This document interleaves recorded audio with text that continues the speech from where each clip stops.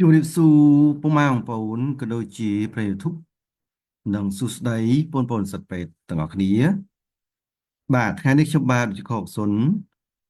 មានជានឹងសភាមួយទៀតដើម្បីចែកម្លែកពុកម៉ែបងប្អូនក៏ដូចជាប្រិយមិត្តធុនិងបងប្អូនសិស្សពេទ្យទាំងអស់គ្នាបាទអញ្ចឹងចំណេះដឹងសុខភាពក្នុងថ្ងៃនេះយើងលើកឡើងអំពីអត្ថប្រយោជន៍សុខភាពនៃដើមត្រកួនដែលភាសាអង់គ្លេសហៅថា Green Water Spinach Health Benefit បាទយើងឃើញថានៅពេលបច្ចុប្បន្នគឺការទទួលទានបន្លែនិងផ្លែឈើគឺជារឿងសំខាន់សម្រាប់សុខភាពយើងផងដែរនៅក្នុងនោះយើងឃើញថាដើមត្រកួនគឺជាប្រភេទរុក្ខជាតិបៃតងមួយដែលគេឧស្សាហ៍យកមកធ្វើម្ហូបប្រចាំថ្ងៃផងដែរបាទយើងចង់ដឹងថាតើដើមត្រកួនហ្នឹងផ្ដល់អត្ថប្រយោជន៍សុខភាពបែបណាខ្លះទៅដល់មនុស្សយើងបាទយើងចង់ដឹងតើអ្នកគ្នាសូមស្ដាប់ការបកស្រាយរបស់ខ្ញុំបាទជាបន្តបន្ទាប់ដូចតទៅបាទអញ្ចឹងមាតិកាក្នុងថ្ងៃនេះយើងឃើញមានពីរចំណុចសំខាន់ទី1គឺសេចក្តីផ្ដើមទី2គឺអត្ថប្រយោជន៍សុខភាពនៃដើមត្រកួនបាទយើងចង់ដឹងថាតើដើមត្រកួនបានផ្ដល់អត្ថប្រយោជន៍សុខភាពបែបណាខ្លះទៅដល់មនុស្សយើងបាទយើងចង់ដឹងតើគ្នាសូមស្ដាប់ការបកស្រាយជាបន្តទៅទៀតបាទអញ្ចឹងយើងមើលសេចក្តីផ្ដើមដើមត្រកួនគឺជារុក្ខជាតិបៃតងមានដើមស្លឹកហើយភាគច្រើនគេយកដើមរបស់វានិងភាគខ្លះនៃស្លឹកយកមកធ្វើជាបន្លែអន្លក់សម្រាប់ម្ហូបច្រើនប្រភេទផងដែរបាទអញ្ចឹងគេអាចយកទៅធ្វើស្រកម្ជូរត្រកួនឬក៏ជាបន្លែអន្លក់នឹងឆាមានរសជាតិឆ្ងាញ់ផងដែររុក្ខជាតិនេះត្រូវបានប្រជាជននៃប្រទេសនានានៅអាស៊ីនិយមចូលចិត្តយកមកធ្វើជាម្ហូបប្រចាំថ្ងៃរបស់គាត់ផងដែរបាទអញ្ចឹងជាម្ហូបមួយដែលពេញនិយមនៅក្នុងប្រទេសនានានៅក្នុងតំបន់អាស៊ីហ្នឹងបាទអញ្ចឹងយើងមើលរូបភាពនេះគឺជារូបភាពដើមហើយនឹងស្លឹកត្រកួនបាទគឺគេយកលក្ខណៈខ្ចីខ្ចីតែម្ដងបាទគេអត់យកអាចាស់ទេពិបាកស្វិតបាទអញ្ចឹងយើងមើលដើមហ្នឹងហើយស្លឹករបស់វាហ្នឹងបាទគឺគេយកទៅធ្វើម្ហូបជាបន្លែលក់បាទទៅជាសម្លបាទឧទាហរណ៍ដូចជាស្លម្ជូរត្រកួនឬក៏គេយកទៅធ្វើជាបុកបាទបុកល្ហុងបាទលាយជាមួយត្រកួនហ្នឹងនិងបន្ថែមទៅក្នុងម្ហូបអាហារផ្សេងៗទៀតផងដែរបាទបន្តទៀតតកតងដើមនិងស្លឹកត្រកួនមានផ្ទុកនៅសារធាតុចិញ្ចឹមសារធាតុរ៉ែសារជាតិដែកវីតាមីនប្រូតេអ៊ីនជាតិសរសៃដែលបានផ្ដល់អត្ថប្រយោជន៍យ៉ាងច្រើនដល់សុខភាពមនុស្សយើងគេបានរកឃើញអត្ថប្រយោជន៍ច្រើនយ៉ាងនៃដើមត្រកួនចំពោះសុខភាពនេះបើតាម website មួយបានចេញផ្សាយគឺ healthbenefit.com បាទយើងឃើញបានផ្សាយអំពីអត្ថប្រយោជន៍របស់ដើមត្រកួនហ្នឹងបាទអញ្ចឹងយើងមើលជាបន្តទៅទៀតតើតើអត្ថប្រយោជន៍សុខភាពនៃដើមត្រកួនតើដើមត្រកួនហ្នឹងបានផ្ដល់អត្ថប្រយោជន៍សុខភាពបែបណាខ្លះបាទយើងចង់ដឹងតើគ្នាសូមស្ដាប់ការបកស្រាយជាបន្តទៅទៀតបាទអញ្ចឹងយើងមើលអត្ថប្រយោជន៍សុខភាពនៃដើមត្រកួនទី1ចំពោះមនុស្សយើងបាទយើងឃើញថាដើមត្រកួនហ្នឹងវាជួយបង្ការបញ្ហាគេងមិនលក់បាទអញ្ចឹងអ្នកដែលមានបញ្ហាគេងមិនលក់ការទទួលទានដើមត្រកួនបាទស្លឹករបស់វាហ្នឹងធ្វើជាម្ហូបប្រចាំថ្ងៃបាទវាអាចជួយទៅដល់បញ្ហាគេងមិនលក់ផងដែរបាទអញ្ចឹងយើងមើលជាបន្តទៅទៀតតើតើអត្ថប្រយោជន៍សុខភាពនៃដើមត្រកួនទី2ចំពោះមនុស្សយើងថាដើមត្រកួននឹងសម្បូរដោយជាតិសរសៃការពារការទល់លាមកប្រឆាំងនឹងជាតិពុលផ្សេងៗនៅក្នុងខ្លួនយើងផងដែរអញ្ចឹងអ្នកដែលមានបញ្ហាទល់លាមកយើងអាចញ៉ាំត្រកួនឆាប្រេងខ្យងទៅបាទវាអាចជួយព្យាបាលបញ្ហាទល់លាមកនឹងផងដែរបាទអញ្ចឹងយើងមើលជាបន្តទៅទៀតតើអត្ថប្រយោជន៍សុខភាពនៃដើមត្រកួនទី3ចំពោះមនុស្សយើងថាដើមត្រកួននឹងសម្បូរទៅដោយជាតិដែកបាទអញ្ចឹងវាអាចជួយប្រឆាំងនឹងភាពស្លេកស្លាំងចំពោះស្ត្រីមានផ្ទៃពោះឬក៏ស្ត្រីដែលគាត់មានបញ្ហាស្លេកស្លាំងនឹងផងដែរបាទអញ្ចឹងយើងមើលបន្តទៅទៀតតើអត្ថប្រយោជន៍សុខភាពនៃដើមត្រកួនទី4ចំពោះមនុស្សយើងថាដើមត្រកួននឹងវាអាចជួយប្រឆាំងនឹងជំងឺទឹកនោមផ្អែម ដោយជួយស្រូបចេញនៅជាតិស្ករដែលលើបាទអញ្ចឹងគេសួរថា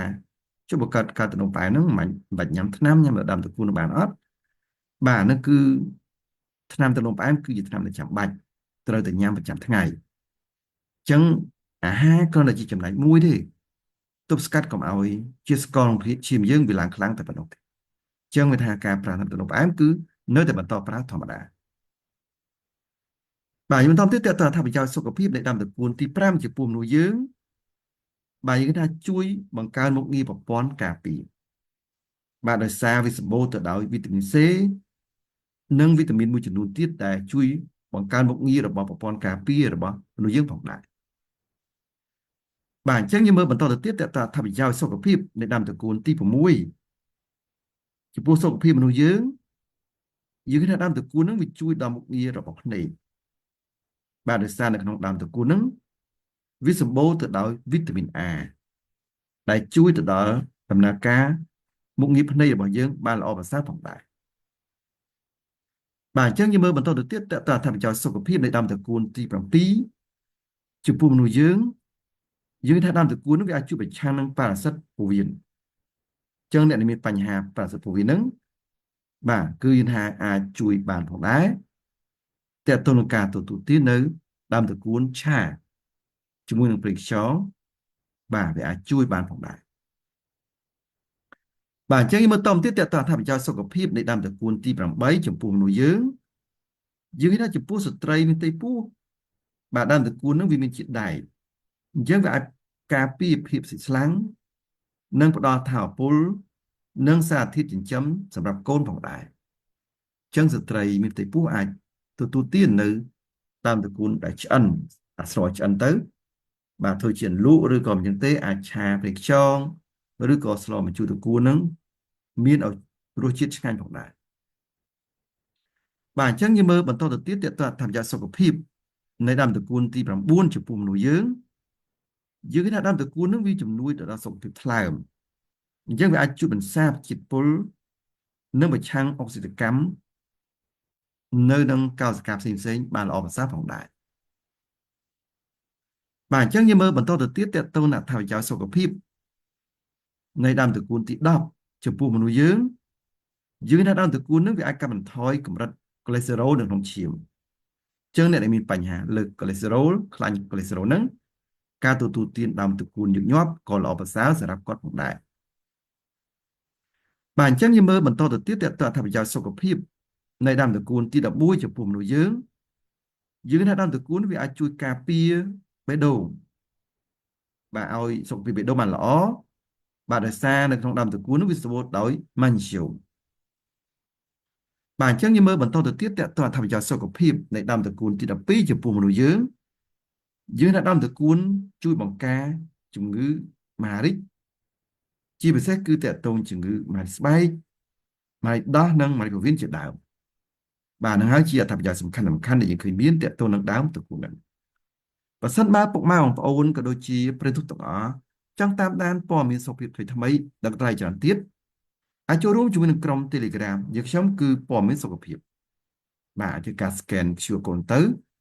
ដើម្បីចូលទៅក្នុងក្រុមយើងខ្ញុំដើម្បីតាមដានព័ត៌មានសុខភាពថ្មីៗដល់ក្រៃច្រើនទៀតផងដែរបើសិនបើពុកម៉ែបងប្អូនក៏ដូចជាប្រិយមិត្តទាំងអស់មានបញ្ហាសុខភាពផ្សេងៗជាពិសេសគឺជំងឺទាក់ទងតាមរយៈអាហារជំងឺទាក់ទងតាមទឹកមាត់ឬក៏ជំងឺទាក់ទងតាមតពូជបាទប្រឹក្សាដល់គិតថ្លៃតាមលេខ Telegram 3ខ្សែគឺ092 59 3350 088 3132 225ហើយនឹង016 58 57 64ផងដែរ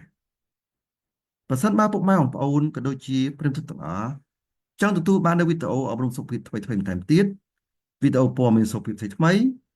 បាទក៏ដូចជាវីដេអូនៃការរៀនពេទ្យរបស់សិស្សពេទ្យជាច្រើនបាទអាចចូលក្នុង YouTube Channel វាយពាក្យ CML Health Science Official បាទដោយអក្សរសាស្ត្រចុច search សរុបទៅបាទពេលនេះឃើញ logo របស់យើងខ្ញុំហើយចូលក្នុង Channel ចុចពាក្យ Subscribe និងរូបកណ្ដឹងបាទចុចពាក្យ Subscribe និងរូបកណ្ដឹងគឺសម្រាប់អ្នកថ្មីដែលមិនទាន់បាន Subscribe ចឹងនៅពេលដែលយើងផុសវីដេអូលើក្រោយនឹងឃើញក្នុងបណ្ដាញ YouTube ជាបន្តបាទជ្រុំ Subscribe អ្នកមួយដើម្បីលើកទឹកចិត្តក្នុងការធ្វើវីដេអូជាបន្តទៀតបាទសូមអរគុណ